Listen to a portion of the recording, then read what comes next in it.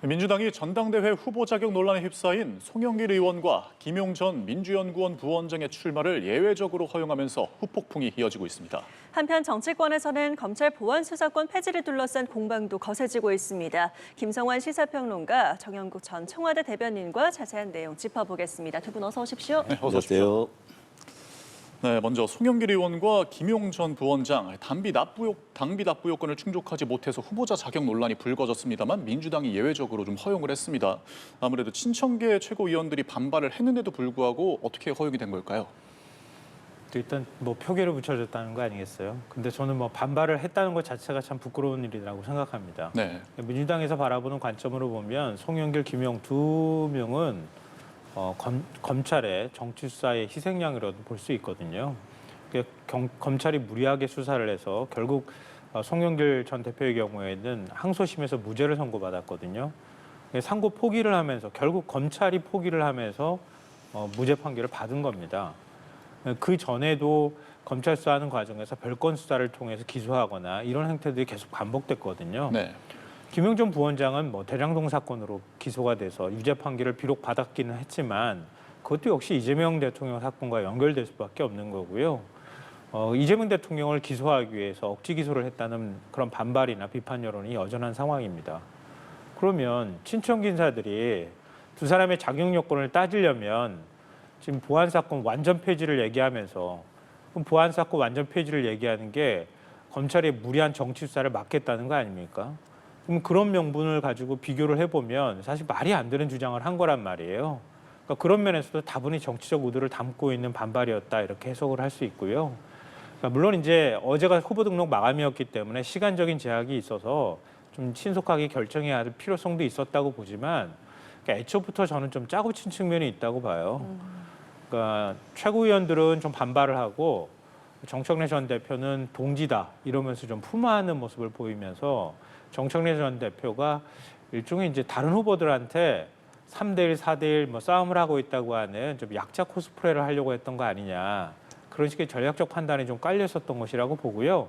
제가 그렇게 해석하는 게 너무 무리하다고 생각하시는 분들이 있을 것 같아서 하나만 좀 근거를 말씀드리면 박지원 최고가 공정성 문제를 얘기하면서 반발하더라고요.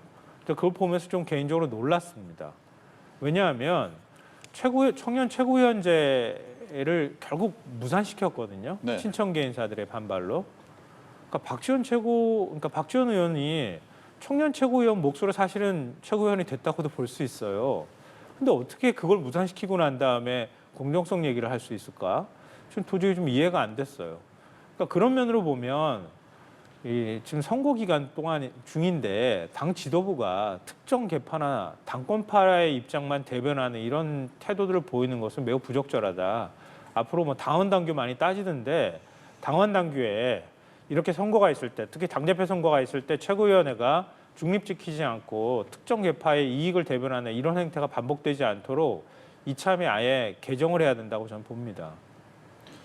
네, 송영길 의원과 김용 전 부원장 둘 다 뭐 검찰의 무리한 수사에 의한 희생양이었다 이렇게 말씀을 해주셨는데 사실 지금 후보 자격 논란이 불거진 이유가 당비 납부 요건을 충족하지 못했기 때문이잖아요. 이 내용은 좀 어떻게 보세요?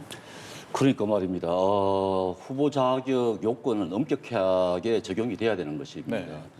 이제 후보 공고 이후에 그런 사건이 불거졌는데 그렇다 그러면은 요건 이미 정해진 룰대로 해야 되는 것이죠. 그런데 당비 납부가 제대로 되지 않았다 해가지고 그렇다 그러면은 후보 자격이 미달되는 것 아니겠습니까? 그럼 미달되는 그대로 후보 자격을 주지 말아야 되는 것인데 제가 보기에는 민주당이 이 또한 오만이고 독주라고 생각이 되는 것이고요.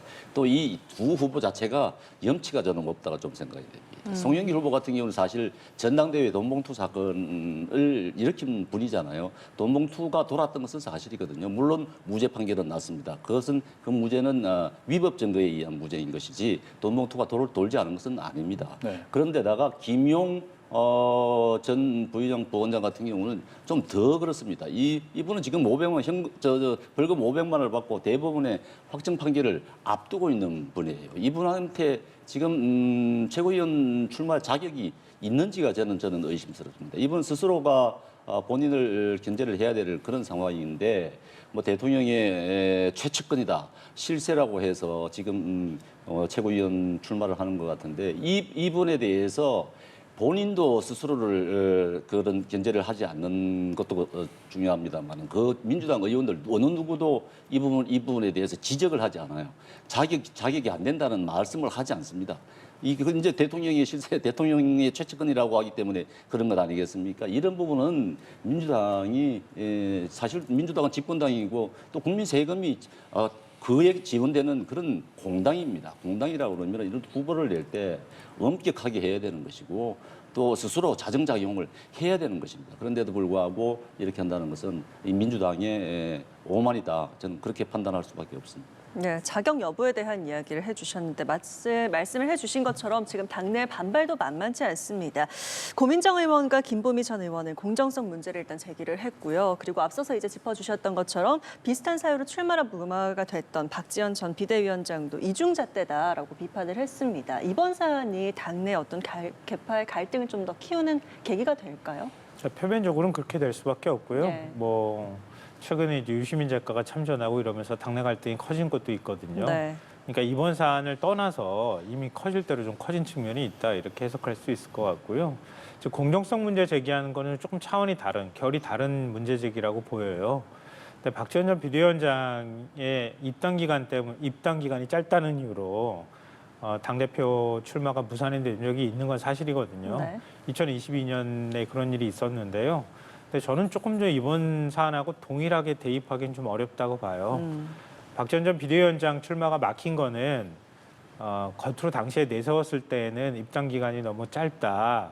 그러니까 당규 위반이다. 이제 이걸 내세웠지만 실제로는 박지원 전 비대위원장이 비대위원장직 수행하는 과정에서 당에 굉장히 부담을 주는 일들이 반복됐어요. 예. 그러니까 청년 정치인이었는데 갑자기 느닷없이 비대위원장이 됐던 거잖아요. 이것도 어찌 보면 공정하지 못한 거죠. 그러니까 그만큼 발탁을 했다고도 볼 수 있는데요. 그러니까 당을 책임성 있게 끌고 나가야 될 비대위원장이 계속 당에서 논란을 일으켰단 말이에요. 그러니까 본질적으로는 거기에 사실은 이유가 있었던 거다. 근데 그렇게 본다면 뭐 형식적인 의미에 있어서 공정성 문제만 제기하기는 좀 어려운 사안이다. 비교가 좀 어렵다. 이렇게 저는 개인적으로 보고요. 다만 이제 김보미 전 이제 그 강진 군 시의장은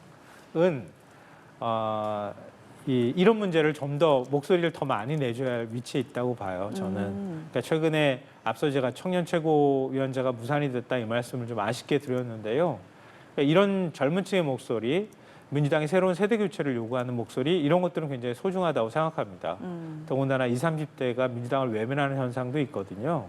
그러니까 이런 정치인들이 좀 더 민주당 안에서 목소리를 키우고 또 청년 친화적이고 청년층의 얘기에 귀 기울이고 공감을 할 수 있는 그런 정당으로 법무해야 할 필요성이 있거든요.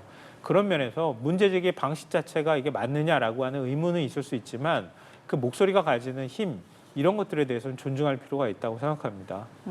지금 박지원 전 비대위원장이 이중잣대라고 하는 건 일단 좀 다른 얘기다라고 얘기를 봐주셨고 김보미 전 의원은 목소리를 좀 더 내주는 게 맞다.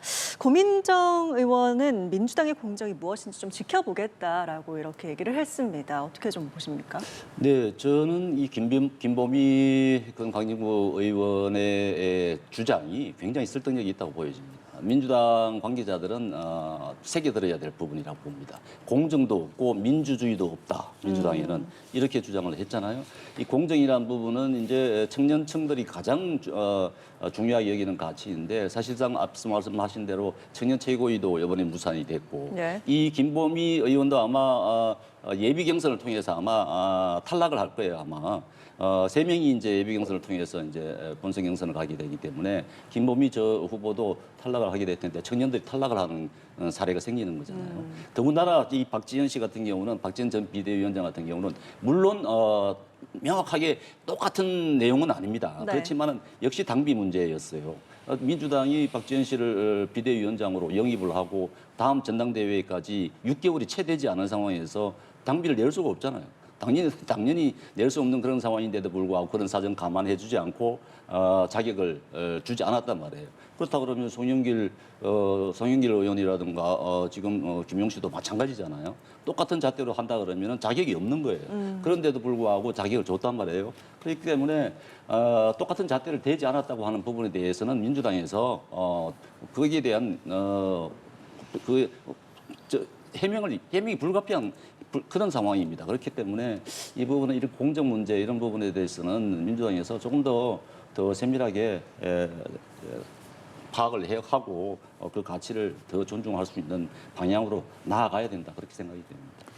네, 한편 민주당 당대표 후보들의 첫 공식 일정도 살펴보도록 하겠습니다. 네, 김민석 후보는 어제 김대중 그리고 노무현 전 대통령 묘역에 참배를 했고요. 정청래 후보는 호남 당심 공략에 집중을 좀 했습니다. 두 후보 확실하게 좀 차별화 보이고 있는데 어떻게 보셨나요?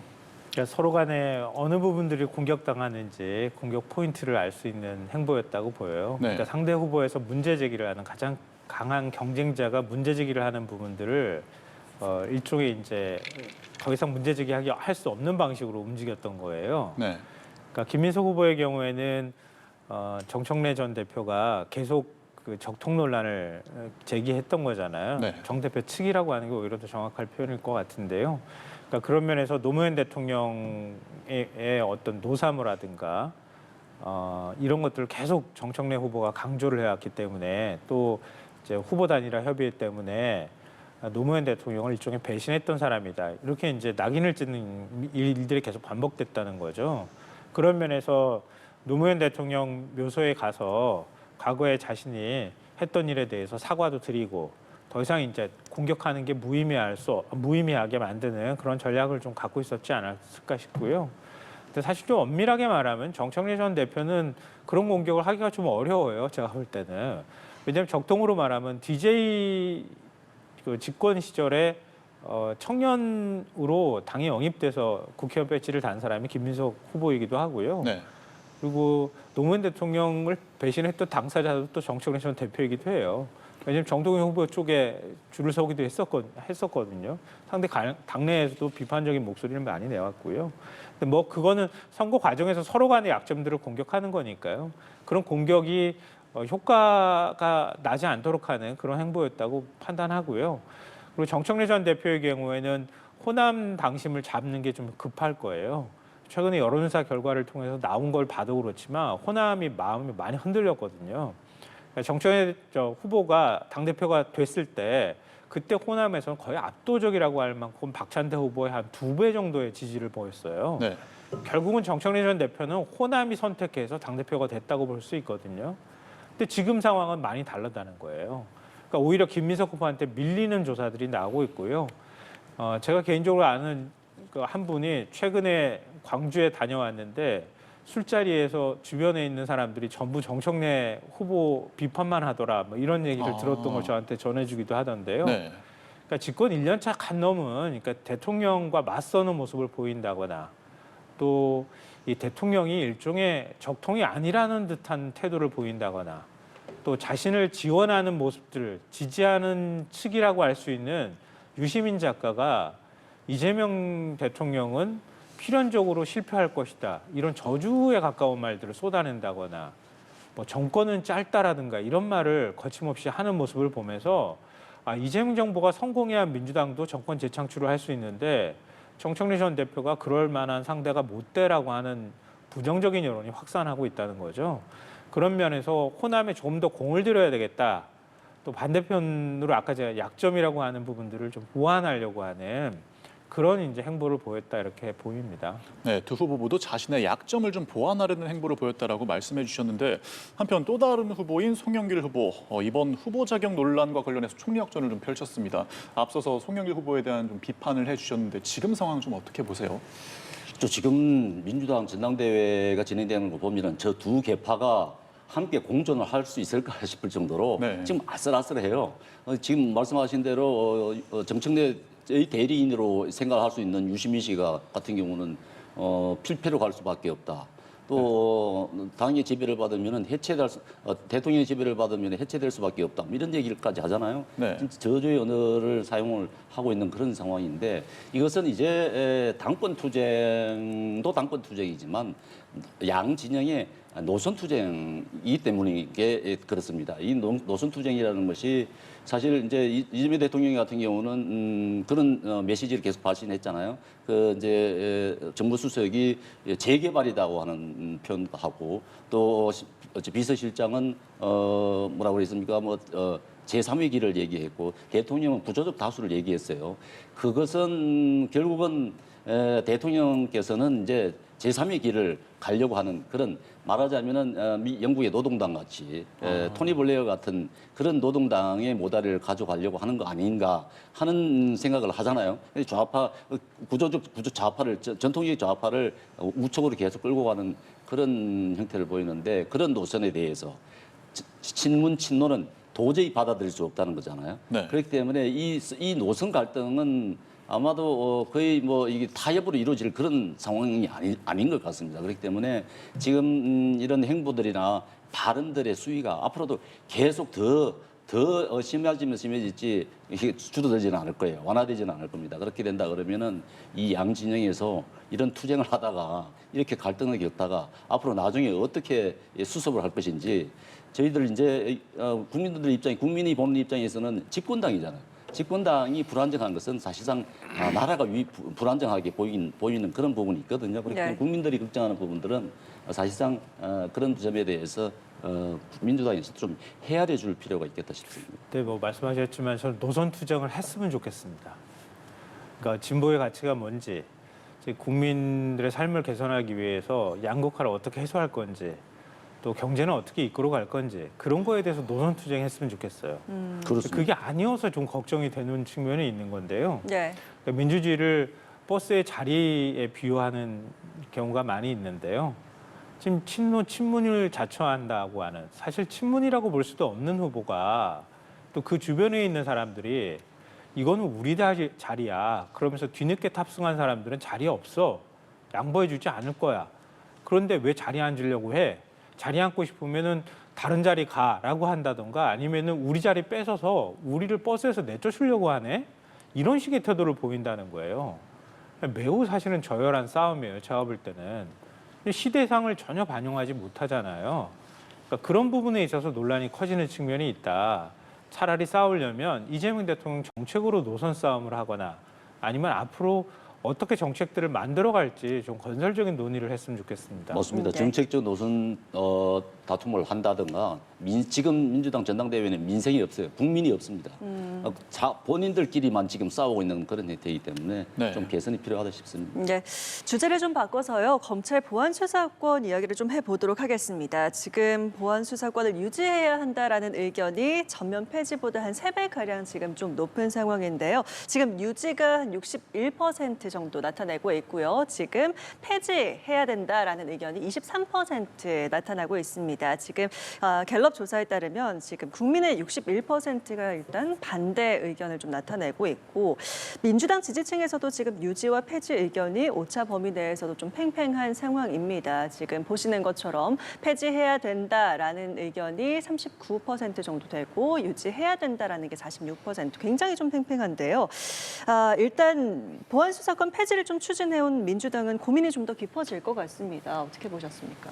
그럴 수밖에 없고요. 당내 목소리도 점점 커지고 있는 상황이잖아요. 네. 한 10명 정도 의원들이 보안 수사권 일부 존치 법안을 담은 법을 발의하기도 했고요.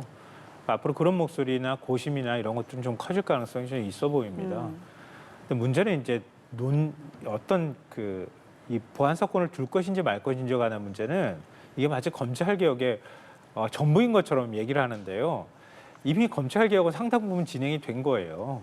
그러니까 검찰을 해체하고 공소기소 분리하고 공소청과 중수청을 두도록 한다거나 이런 것들은 이미 법안 작업이 다 끝났어요. 마지막으로 예외적으로 보안 사건을 두느냐 마느냐의 문제까지 좀 와 있는 건데요. 그거는 경찰한테 그 수사 개시권과 수사 종결권까지 다 줬을 때 그럴 때 형사 피해자들이 어디 가서 그럼 하소연할 수 있느냐.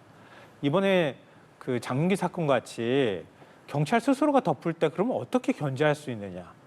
경찰이 모든 수사를 담당한다고 하면 일반 이제 민생 수사를 다 담당하게 되는 거잖아요, 앞으로. 그럴 경우에 민생 수사의 수사를 정말 제대로 할 거냐? 그걸 어떻게 견제할 거냐? 이런 관점에서 바라봐야 하는 것이지. 검찰을 개혁한다, 아니다. 이런 관점하고는 좀 다르다는 거예요. 근데 그걸 너무 일종의 상징으로 만들어 놓고 있다는 거죠. 이게 이제 특정 계파든 특정 어떤 기득권이든 이런 쪽에 그 정치적 이익을 위해서 일종의 정치적 상징물로 만들고 그걸 훼손해서 절대 안 된다고 하는 이런 태도가 오히려 더 논쟁을 이상한 방향으로 끌고 가고 있다고 봐요. 그러니까 정청래 후보가 그런 얘기를 했더라고요. 그러니까 민주 진보 진영의 깃발이다. 이렇게 표현을 해요. 깃발이 오염되면 안 된다. 오염되면 총선에서 반드시 패배한다는 식의 얘기를 해요. 물론 이게 논리적으로 연결되는지도 의문이긴 하지만 그러니까 이 깃발로 만드는 순간 절대 이건 훼손하거나 오염되거나 누구도 거기에 반론을 제기할 수 없는 상태로 만들고 있다는 거예요. 그러니까 물어보고 싶어요. 그러면은 이런 문제를 어떻게 보완해 나갈 것인지를 얘기를 하면서 그런 논의가 가능하도록 해야 되는데 당내 토론을 사실상 불가능하게 막아놓은 거나 다름이 없거든요. 저는 이렇게 논쟁이 가는 게 이게 맞나 하는 생각이 들고요. 지금 여론조사 말씀하셨지만 민주당의 여론은 좀 반분된 측면이 좀 있어 보여요. 진보층도 좀 더 우세가 보안 사건 일부 남겨놓는 거에 대해서 우세한 여론이 나타나고는 있지만 그래도 여전히 아직까지 보안 사건 문제에 대해서 폐지 쪽에 더 무게를 싣고 있는 분들도 꽤 많이 있거든요. 네. 근데 다만 지난해 조사했던 거에 비해서는 상당히 많이 늘어났습니다. 민주당 내부에서도 여론이. 이게 하나의 주목해야 할 지점이고요. 또 하나는 민주당은 민주당 지지층만을 바라보고 정치하는 거 아니잖아요. 국민 다수를 바라보고 정치를 해야 되는 거거든요. 그게 집권 여당의 책임 있는 자세예요. 근데 국민 다수는 특히 무당층도 그렇고 중도층도 이거 우려가 돼. 민주당 지지층뿐만 아니라 민주당을 지지하지 않는 분들조차 우려한다고 하면 그분들을 설득하거나 그분들이 이해할 수 있게 만들어줘야 하는 거거든요. 근데 지금 민주당 일부 세력은 관심이 없는 것 같아요. 저는 그렇게 결론이 나게 되면 반발 여론이 더 커지고 정권에 굉장히 부담스러운 일로 만들 수 있다. 그렇게 걸어가는 것은 저는 바람직하지 않다고 봅니다. 법안을 완전 폐지 쪽으로 가는 한이 있다 하더라도 최소한 국민들을 설득하는 작업을 하면서 해야 한다. 그거 없이는 하기 굉장히 어려운 상황이다라고 봅니다. 네. 지금 국민의힘과 중도층은 일단 유지해야 된다라는 의견이 확실히 우세한 가운데 지금 진보층이 42%대 46% 거의 정말 팽팽하게 지금 맞서고 있다라는 여론조사 결과가 좀 나온 상황입니다. 7월 14일에서 16일 한국 갤럽 조사에 따른 결과인데요. 여론조사 결과는 일단 좀 어떻게 보고 계십니까? 지금 그 민주당은 이 보안 수사권을 다루는 자세가 국민을 위한 자세가 아니에요.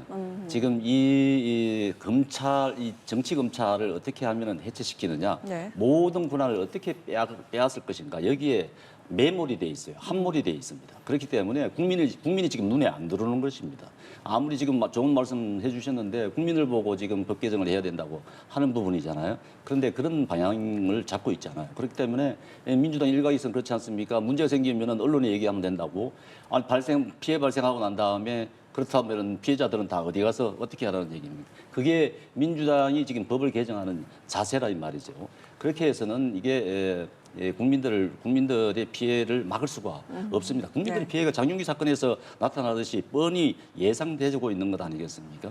이 검찰 해체는 수사 기소 분리되면서 자연히 해체되는 것입니다. 그런데 이제 검찰 해체라는 것이 검찰의 절대 권력을 괴물 하나를 없애겠다는 것 아닙니까? 그런데 경찰이라고 하는 경찰에게 모든 권력을 다 줌으로 해서 또 다른 괴물을 만들려고 하는 것 아니겠습니까? 그런데 이제 보안 수사권이라는 것을 조금이라도 남겨서 조금 경찰을 견제하자 하는 것인데 이마저도 안 되겠다고 하는 것입니다. 그런데 아마 민주당이 이런 생각을 할지도 몰라요. 그렇게 폐지로 가다가 조금 한 발 물러나서 보안 수사 요구권을 줄게 이렇게 할 수도 있을 것 같아요. 근데 보안 수사 요구권도 이것은 그것만으로도 안 됩니다. 검찰에서 경찰에 보안 수사를 요구를 한다 합시다. 그럼 경찰이 증거 아무리 찾아봐도 없다고 그렇게 얘기를 답변을 한다 그러면은 검찰로서도 어떻게 할 수가 방법이 없어요. 그러니까 서류만 보고 기소를 할 수밖에 없는 것입니다. 예를 들어서 구속자가 구속 기간 20일이단 말입니다. 근데 경찰이 보안 수사 요구를 했는데 아무런 증거를 더 찾지 못했다. 그러면은 강력 범죄 구속자라 하도록 풀어줘야 되는 그런 상황이 생기는 겁니다. 피해가 다양한 피해들이 발생할 것이라는 게 이미 다 예견이 가능한데도 불구하고 그걸 눈 감고 있단 말입니다. 민주당에서는. 그러면서 눈을 감은 채 지금 이 법안을 지금 강행을 시키려고 하는 것인데 이 법안에 대해서는 정말 국민들이 똑똑히 지켜보고 이 법을 강행하는 국회의원들 누구인지 명확하게 기억을 했다가 나중에 표로 심판을 해야 된다고. 네, 아무래도 장윤기 사건도 그렇고 돌려차기 사건도 그렇고요. 보안 수사권 관련된 여론이 점점 들끓고 있습니다. 이 와중에 청와대에서는 검찰 개혁 의지가 흔들린 적 없다 이렇게 발언을 했거든요. 이 내용 좀 어떻게 보세요? 청와대에서는 보안 수사권 요구가 필요하다는 걸 알 겁니다. 왜냐하면 이재명 대통령도 그럴 거예요. 예전에 이제 야당 시절에는 검찰 해체해야 된다, 보안 수사권 필요 없다 이렇게 생각했을지 모르겠습니다만은 국정을 운영하다 보면은 국정 운영하다 보니까 이 피해다가 생길 수 있겠다는 걸 갖다가 실감을 하게 되는 거예요. 그러니까 정성호 법무장관도 1%의 국민이 피해를 봐서도 안 된다고 얘기를 하지 않습니까? 네. 그거는 이제 정책을 실행하다 보니까 느끼는 것이거든요. 그런데도 불구하고 민주당은 그런 대통령의 뜻까지도 무시를 하겠다. 이렇게 된다 그러면은 그건 정부 여당으로서의 자세가 아닙니다. 더군다나 제가 또 하나 더 말씀드리고 싶은 것은 김민석 총리도 그래요. 총리 그만둘 때 정부가 안이 없다고 했잖아요. 책임을 당에다 떠넘기는 겁니다. 정부가 무책임한 거예요. 그러니까 그런 부분에 대해서는 청와대도 지금 이런 부분에 대해서는 좀 의견을 제시를 하고 방향을 제시를 하고 이끌어갈 수 있는 그런 방안을 마련해야 된다고 봅니다. 네, 알겠습니다. 앞서 정연국 전 대변인께서는 보안 수사 요구권도 좀 부족하다 뭐 이렇게 말씀을 해주셨어요.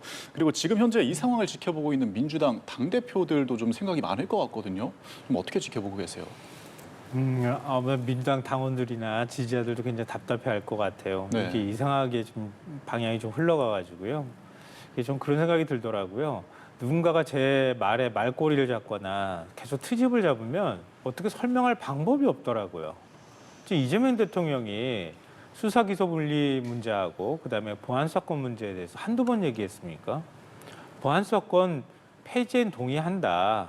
다만 국민 피해 우려되는 부분이 있다고 하면 예외적으로 아주 일부분만 열어둘 수 있는 방법은 없겠느냐 이렇게 누차 밝혀왔던 거고요. 그리고 자꾸 당내 갈등이 되거나 진영 내의 어떤 싸움으로 변절되는 측면이 있으니 이제는 정부에서 안을 내거나 하지 않고 당이 논의해서 결정하도록 당이 결정하시라라고 넘겨준 거예요. 그랬더니 그 다음에 아니 법무부 장관은 자꾸 보안 사건 일부 남겨야 한다고 하는데 대통령 의지가 법무부 장관하고 지금 투사가 돼가지고 법무부 장관이 말한 거 아니냐 트집 잡고 그렇게 트집 잡고 난 다음에 다시 또 물어봐요. 대통령이 그러면 검찰개혁 의지가 있는 건지 없는 건지 똑바로 말하라고 하고 청와대에서 어제 또 얘기를 했잖아요. 수사기소 분리 다 끝났고 검찰개혁에 대한 의지 전혀 흔들리지 않는다 말하니까 그 다음에 또 시비 걸어요. 이게 뭐 하는 일인지 모르겠습니다. 집권 여당 내부에서 있는 일이에요. 이게 맞는 일인지도 모르겠고요. 그러니까 계속 친노 친문 강조하니까 한 말씀 드리지만 문재인 대통령도 속도전이 중요한 게 아니라 국민들 피해를 꼼꼼히 좀 살펴보고 판단했으면 좋겠다는 말까지 했어요. 근데도 계속 트집을 잡아요. 아니 그러고 난 다음에 또 얘기합니다. 이재명 대통령 정부안 내놔라고 자꾸 얘기하는데 또 그러면서도 아니 원래 입법권은 국회에 있어 우리 당이 결정하면 돼 이렇게 또 얘기합니다. 도대체 어쩌라는 건지 모르겠어요. 그러니까 집권 여당이 이런 태도를 보이는 게 최근에 민주당 지지율 하락하고도 좀 관련이 돼 있다고 보고요. 좀 국민들한테 실망감을 주고 그 실망감이 아예 고착화되지 않도록 했으면 좋겠다. 그러니까 보안 사건 문제는 철저하게 형사 사법 시스템 안에서 국민들이 어떤 피해를 볼 건지 안 볼 건지 그거에 대한 판단으로 갔으면 좋겠고요. 만약에 보완하는 장치가 있다고 하면 그런 우려가 있지만 이렇게 보완할 수 있습니다라고 얘기를 하고 국민을 설득하면서 보안 사건 완전 폐지까지 갔으면 좋겠다. 그걸 못 하는데 어떻게 정치를 합니까? 정치는 결국 국민을 설득하는 작업인 건데. 그러니까 그런 면에 있어서 좀 책임 있는 자세를 보여줬으면 좋겠고 이걸 가지고 더 이상 이재명 대통령 왈가왈부하면서 공격하거나 이런 일은 없었으면 좋겠습니다. 네, 국민의힘은 현재 대여 공세 수위를 좀 높이고 있고요. 민주당 지도부도 수기가 필요하다면서 한 발 물러섰습니다. 다만 민주당 강경파와 법사위는 속도전을 이어가고 있는데 지금 상황 좀 어떻게 보세요?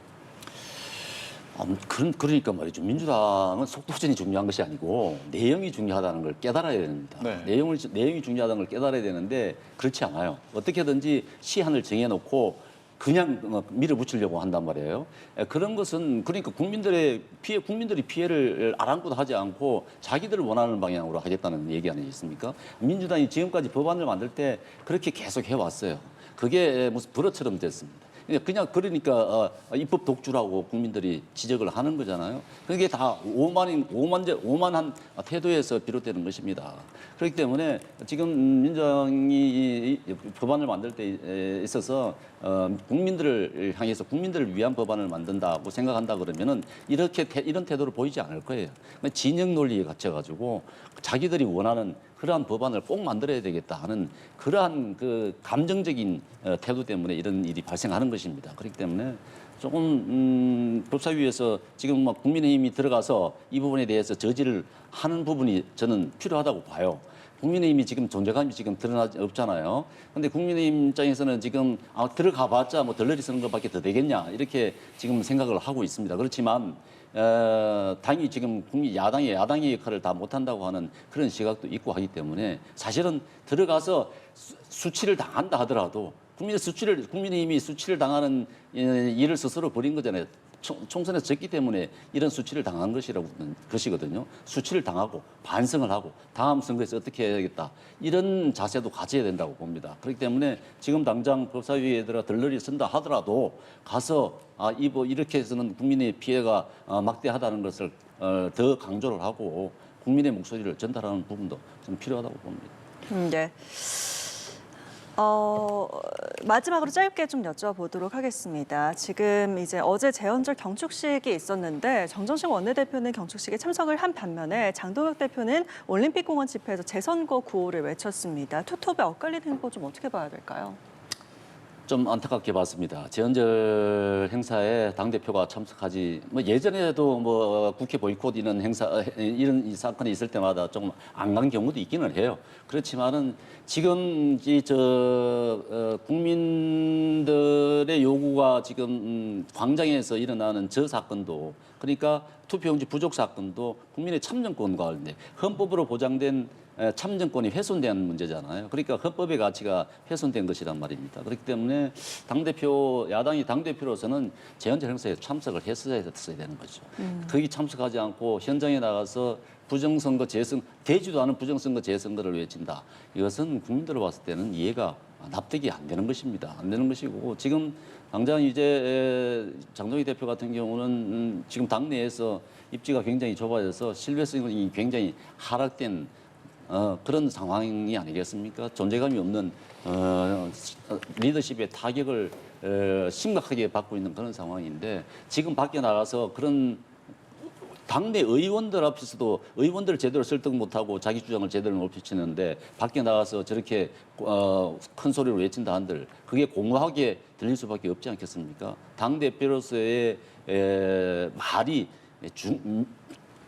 무게감을 가지려고 그러면은 그만큼 자신의 리더십이 확보가 돼야 되는 것이 견고해야 되는 것입니다. 그렇기 때문에 좀 어제 현장에 나간 부분에 대해서 좀 아쉽고요. 지금 국민의힘으로 봤을 때는 리더십을 어떻게 하면 빨리 정리를 하고 체계화하느냐에 달렸다고 보여집니다. 네, 마지막으로 국민의힘 투트랙의 행보 짧게 듣도록 하겠습니다. 안타깝습니다. 제1야당 대표가 재헌절 경축식에 참석하지 않고 올림픽공원으로 가서 부정선거를 외친다? 아니 그러면 부정선거로 당선된 국민의힘 소속 자치단체들 장들 전부 물러나야 되는 거 아닙니까?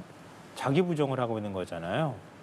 이건 달리 말하면 장동혁 대표의 정치적 이익을 위해서 하는 행동이라고 볼 수 있거든요. 네. 그러니까 그런 국민들을 선동하는 행위 이제 좀 그만하시라. 국회로 돌아와서 원구성 협상이나 좀 제대로 하시라. 그러니까 일은 안 하고 엉뚱한 데 가가지고 지금 허송세월 보내지 말고 사회 갈등 키우지 말고 사회 갈등을 줄이는 게 정치인의 역할이니 정치인의 역할 좀 제대로 하시라 이 말씀 드리고 싶어요. 네, 오늘 말씀 잘 들었습니다. 네, 지금까지 김성환 시사평론가 그리고 정연국 전 청와대 대변인과 함께했습니다. 두 분 감사합니다. 고맙습니다.